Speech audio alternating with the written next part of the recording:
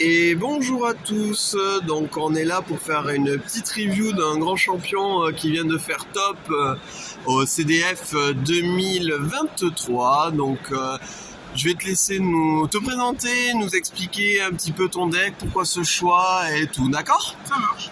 Alors moi je m'appelle Lio Etnake, je viens d'une ville qui s'appelle Pau, dans le sud-est de la France. Et je fais partie de la petite Mystic Camp, donc gros big up à eux parce que clairement sans eux j'en aurais pas été là. J'ai commencé Yu-Gi-Oh en octobre dernier, ça a été très compliqué, j'avais vraiment du mal dans les match-ups, les rulings, tout ça, donc j'ai dû train beaucoup avant de pouvoir prendre ne serait-ce que mes premières games. Et j'ai choisi un deck pour commencer, c'était les 3 decks de structure à base à ce moment-là. Donc j'ai commencé avec ça et au fur et à mesure des extensions, je suis resté sur le même deck et j'ai continué à step up sur le deck en rajoutant les cartes qui sortaient au fur et à mesure des extensions. Et donc pour ce CDF que j'ai eu la possibilité de faire avec ma team, j'ai décidé d'y aller donc, avec ce deck. Donc on va passer au main deck. Petite question juste avant qu'on passe au deck, du coup les points forts, les points faibles de ton deck? Alors, les points... Enfin, j'ai adapté le build de mon deck de sorte à pouvoir jouer autour de beaucoup de N-Trap qui me font très très mal, notamment Ash Blossom, Ash sur Banded Fusion, hein, les joueurs de Banded Espia connaissent. J'ai choisi une engine où je jouais pendant mon tour, mais aussi où je pouvais avoir pas mal d'interactions avec le tour adverse, notamment avec quelques cartes que je vous présenterai après.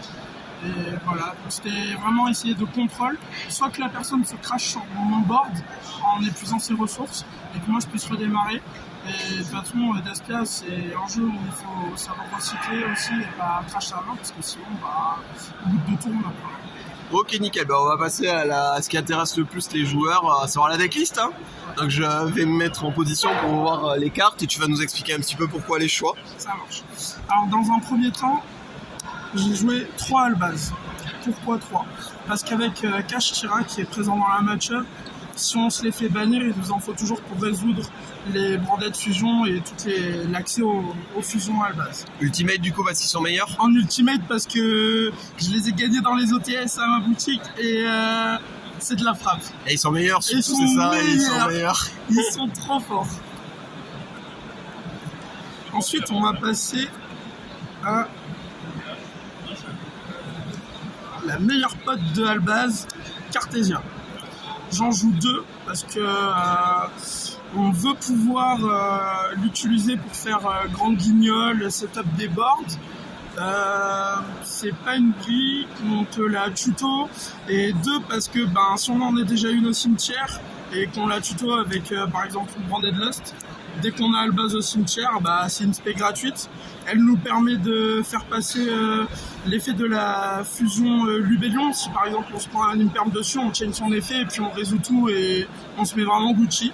Vraiment une des meilleures cartes. Elle m'a vraiment permis de faire plein de choses. Ok.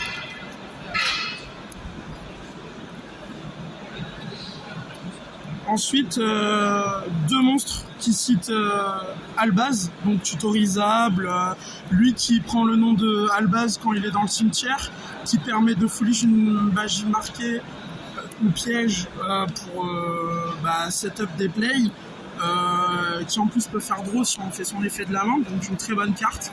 Mercourrier, c'est le meilleur pote de toutes les fusions qui listent Albaz, il permet de negate un effet de monstre quand on contrôle un monstre fusion qui mentionne Albaz. Et en plus de ça, si on arrive à le bannir, il nous permet de tuto Albaz ou quelque chose qui le mentionne. Donc ça peut débloquer des situations, ça peut start. Mon regret peut-être, il y a un moment je le joue à 2. C'est vrai qu'il y a certaines games à 2 j'aurais aimé l'avoir parce que des fois on résout, on fait run brum avec et du coup on n'en a plus pour avoir accès à la negate. Il faudra voir si je trouve de la place pour en mettre potentiellement déjà. Ok. Ensuite on va passer au package d'Espia. Donc pour commencer 3 Lubert. 3 Lubert.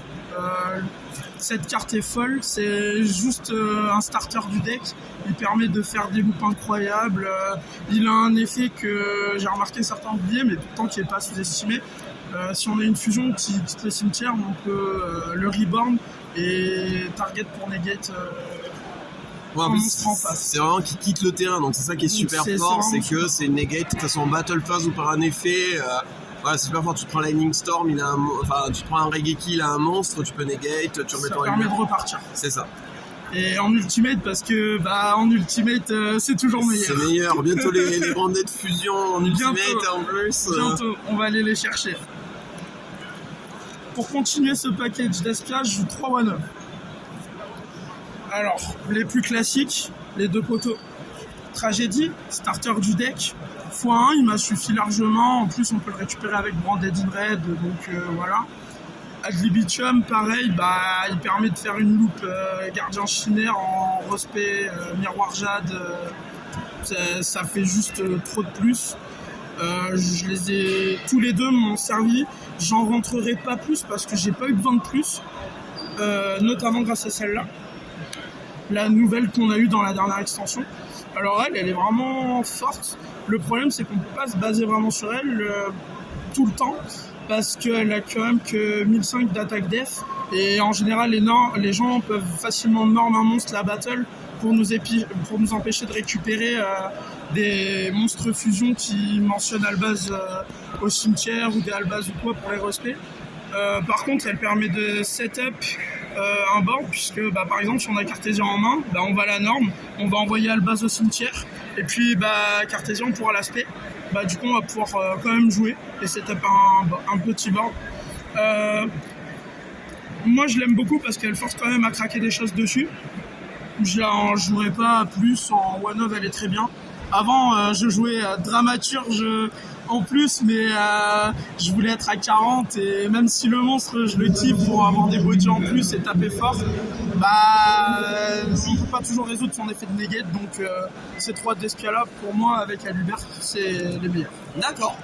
Donc là c'était pour la base monstre, c'est ça? La base d'Espia, non j'ai encore, il reste encore une partie. Alors cette partie-là, c'est une partie qui est très forte dans l'engine, c'est la partie bestiale. Donc je joue un Lubellion, un Saronir. Pourquoi pas plus? Tout simplement parce que c'est vraiment setup pour Lubellion pour pouvoir set la Branded Dinlos sur le terrain et pouvoir montrer une menace en plus à l'adversaire et lui dire écoute t'es obligé de gérer ça sinon toutes les fusions elles vont passer quoi. Et Saronir, ce qui est bien, c'est que Saronir, lui, on peut bannir le Mercurier. Du coup, on peut faire l'effet de Mercurier pour start des plays ou quoi. Et pourquoi Saronir et pas les autres? Tout simplement parce que Saronir, il permet de flush une MP marquée au cimetière. Et du coup, si on a Châtiment, on peut juste la bannir, récupérer sa Branded Fusion ou n'importe quelle carte magie Branded et start. Ok.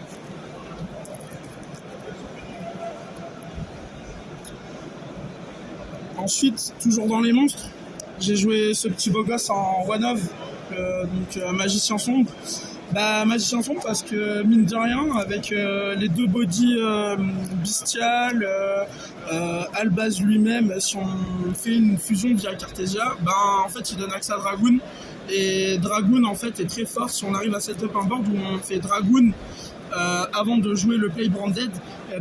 Déjà si l'adversaire veut faire H, il peut pas, s'il veut faire Nibou, il peut pas, il nous permet de jouer autour de plein de choses en one-off parce que mine de rien ça peut rester une brique. Après le deck la version que je joue fait discard pas mal, donc on peut quand même se setup avec et il m'a fait une game j'ai fait déploiement de fusion, j'ai révélé Dragoon, j'ai pu il me manquait 2000 points de vie, je suis rentré en battle avec Magicien Sombre quand il pensait m'avoir tout géré et ça m'a fait la game. Petit plus. Ok. Ensuite, il me reste 3 monstres dans le main, mais qui ne sont pas des monstres qui me servent spécialement à jouer mon engine. C'est 3 H. Pourquoi? Parce que en fait j'ai essayé de build une version où j'avais quand même pas mal de N-Trap. Et en fait en combo avec d'autres cartes que j'ai, H plus une autre N-Trap, ça peut faire une fin de tour pour un mec.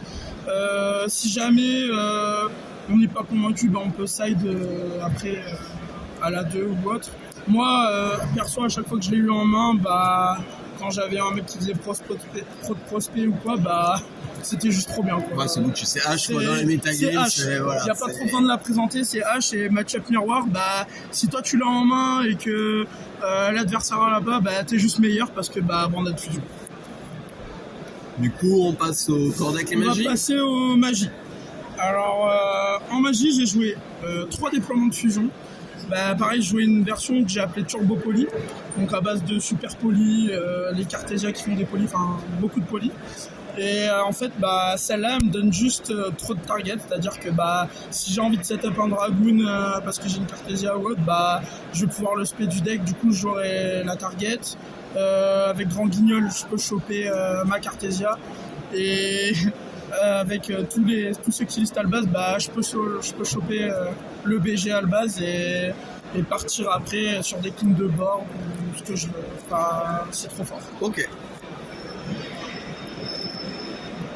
Toujours dans les magies, bah, une des meilleures magies, parce que pour moi la meilleure magie c'est pas elle, mais c'est bien la deuxième. Bah, la Branded Fusion, pas trop besoin de la présenter. Starter du deck, la carte de l'archétype en général, super forte. Bah, après, faut jouer autour. Dans ce tournoi-là, je suis parti du principe que j'allais beaucoup prendre H dessus. Donc, du coup, j'ai fait beaucoup de play en jouant autour de ça, en baitant la hache dessus, après faire des plays, ou alors si j'avais la chance de pouvoir résoudre Dragoon, bah je savais que ça l'a passé juste après, et voilà. Ok. Toujours dans les magies, j'ai joué un Branded in Red.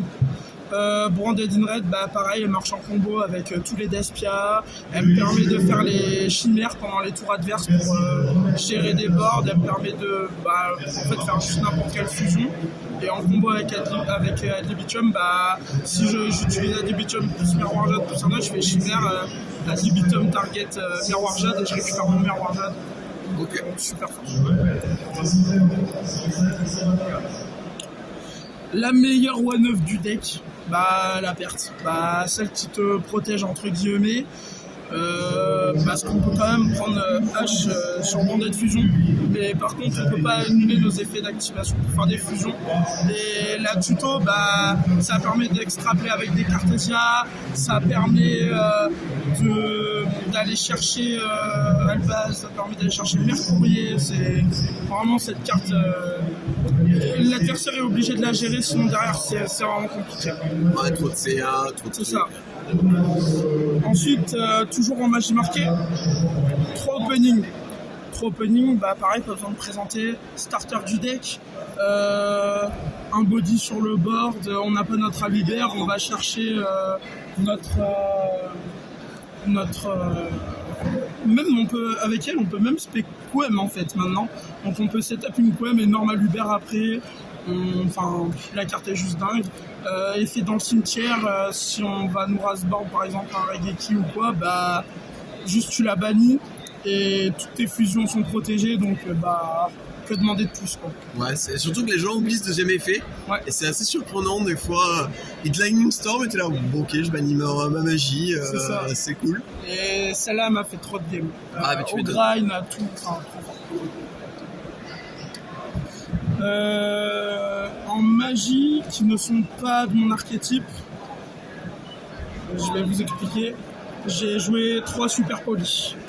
Alors super poly c'était un choix, j'aurais pu jouer une version avec des cross-out pour respecter les haches, tout ça. J'ai estimé que en fait j'allais peut-être taper beaucoup de miroirs ou quoi. La super poly fait la diff. Il y a même le pire match-up que j'ai eu pendant ce CDF, ça a été vraiment les decks cash tirage qui me posaient vraiment beaucoup de problèmes. J'aurais pu gagner avec Superpo certaines games.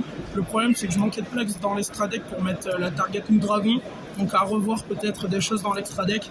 Mais cette carte, j'ai rien à lui redire. Enfin, j'allais me faire néguer quelque chose. Enfin oui voilà. Je joue contre un Dragon Link. Je set mon Albaz, il va faire des choses et il savait que j'allais set Albaz pour faire Alba Lenatus. Et bah il a voulu me la péter avec un truc, j'ai juste eu à chain super poly et j'ai quand même pu le résoudre, donc bah elle protège de plein de choses, tu peux pas répondre, si t'as perte tu draw, enfin c'est une power card beaucoup trop forte.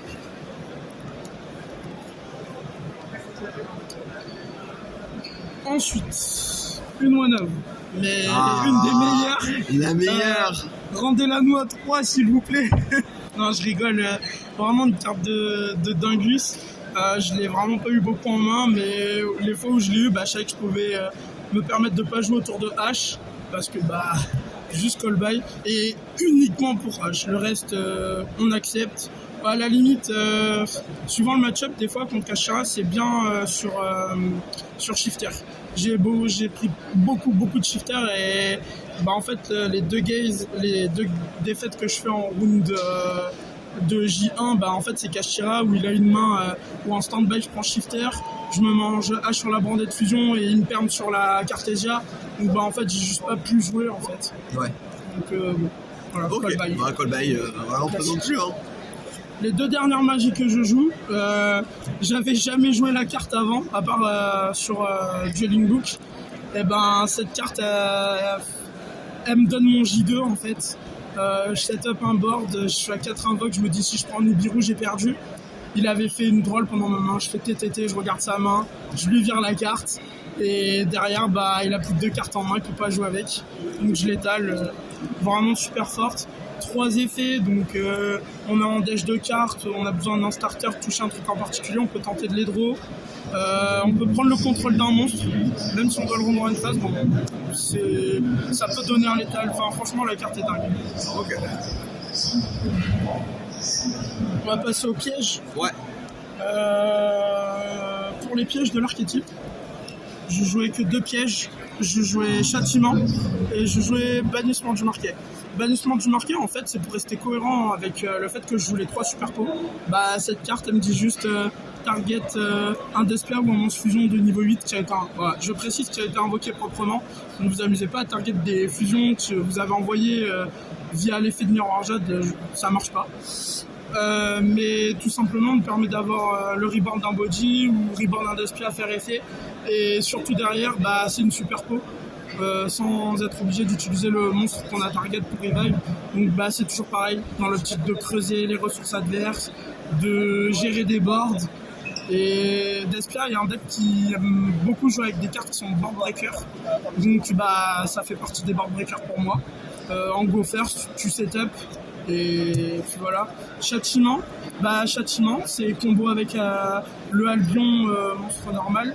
C'est-à-dire que si on a Foolish dans le tour, ou si on a une brandée de fusion ou quoi, qu'on s'est fait interrupt, on a juste à la bannir, récupérer une magie marquée, et puis on se setup pour repartir au prochain tour. Okay. On peut extrapoler aussi dessus sur des brandées d'une raid, on peut faire vraiment beaucoup de choses. C'est vraiment super fort. C'est ça que je trouvais bien dans le deck aussi, c'est que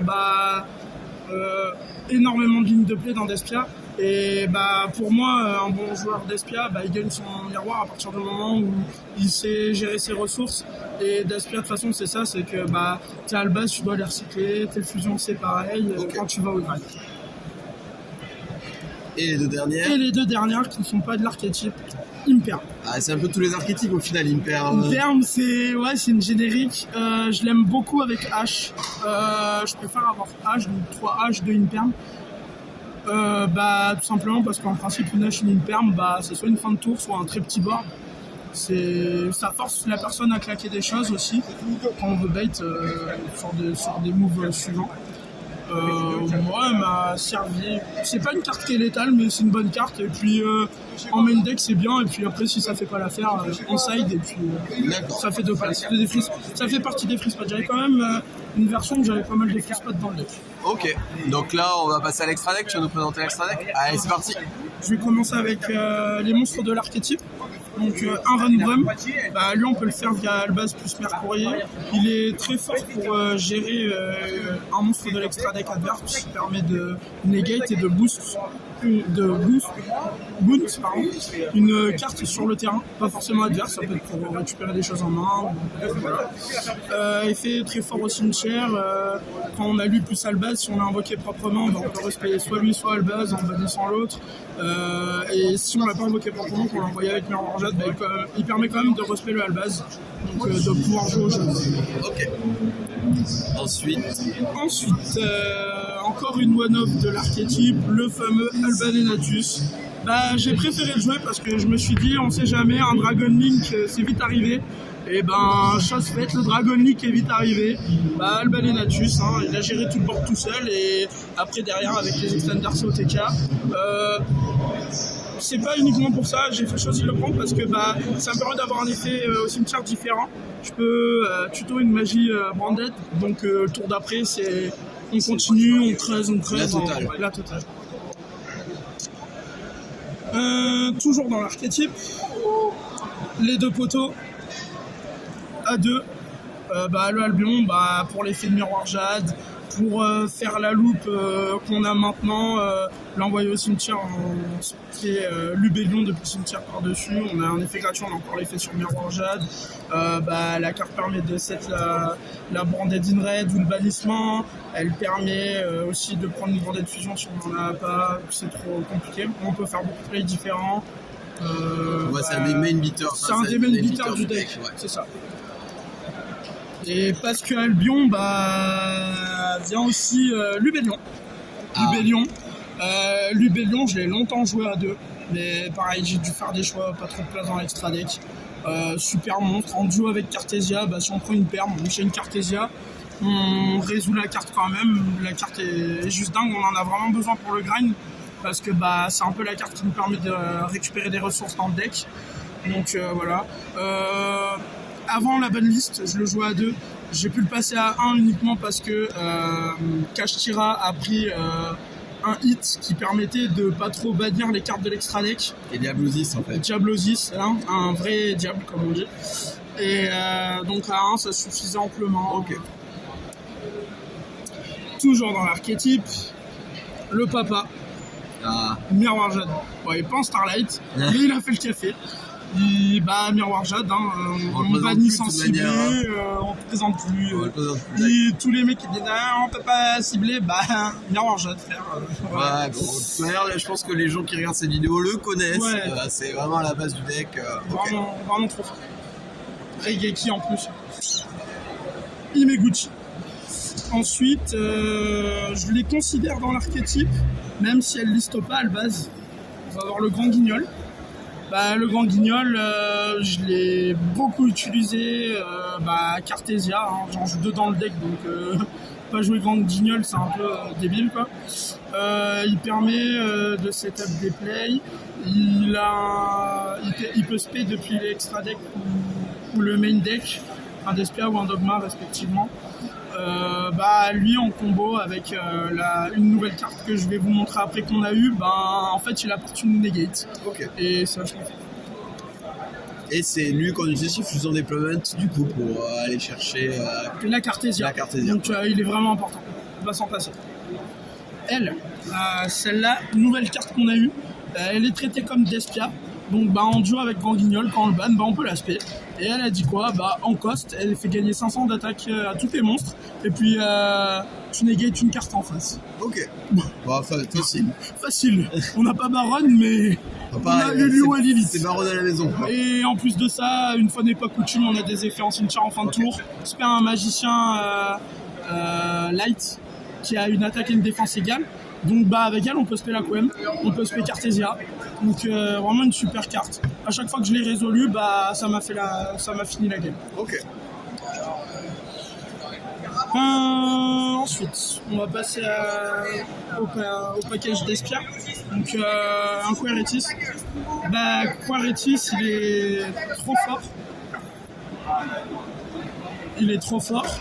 Il a un effet qui, s'il est géré par un effet de carte, permet de respect un albaz, donc de pouvoir faire du moins chez l'adversaire en gérant son board et de faire des choses.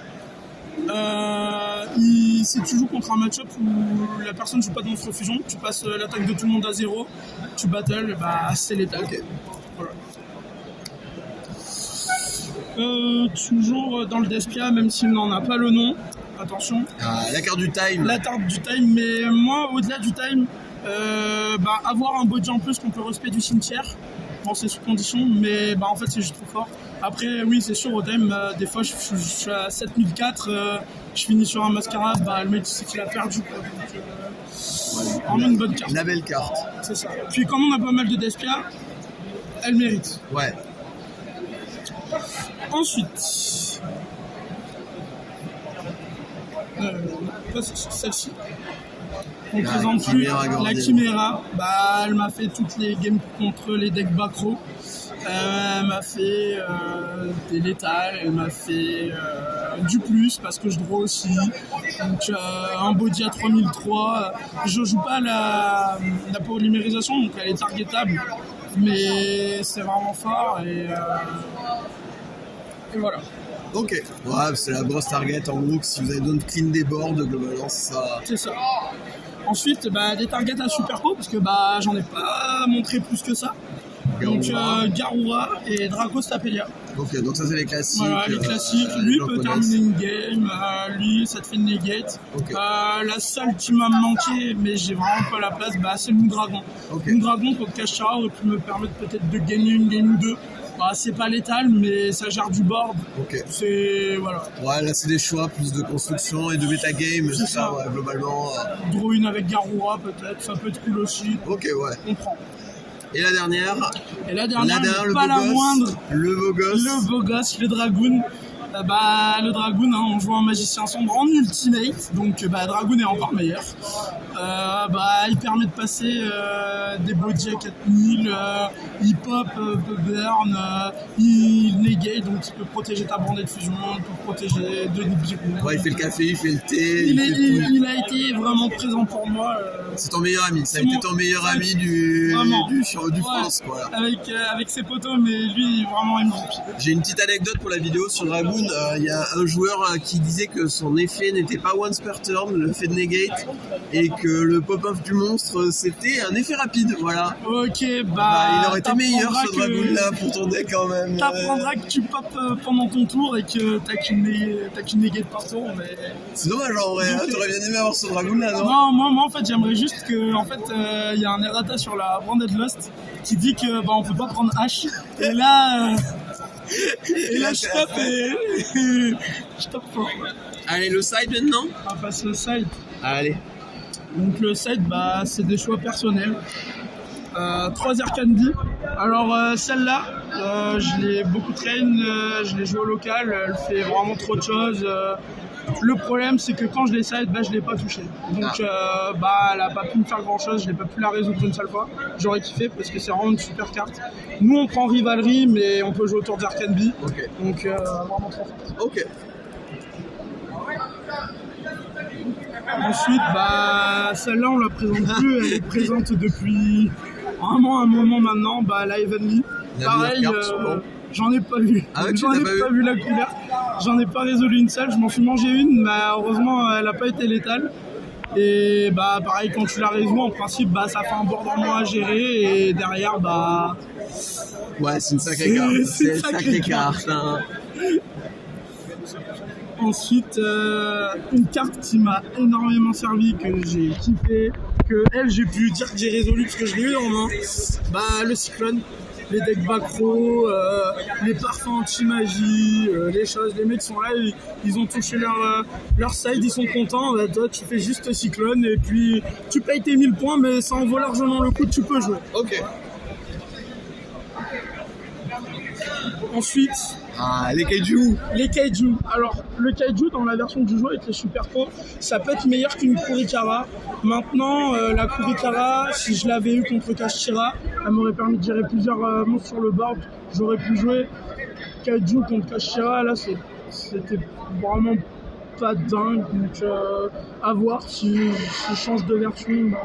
Peut-être je les remplacerai par autre chose, parce qu'au final, c'est vraiment une des cartes qui m'a le moins servi. Ouais, c'est un espèce de free spot de side pour une carte un peu Boardbreaker, pas Lava Golem parce que tu veux normal, mais plus une Kurikara, peut-être Santa Claus ou quelque chose comme ça si les gens veulent tester vraiment dans le deck. Je pense que tu pourras valider, mais c'est vraiment ton free spot de side sur le side là-dessus. Après, je crache un peu dessus, mais je suis un peu médisant. Enfin, il y a une baronne en face, on lui claque la baronne, on normal base, on fait effet et puis on part en loop. Ok. Donc, ok, d'accord. Il est pas nul. Oui, clairement.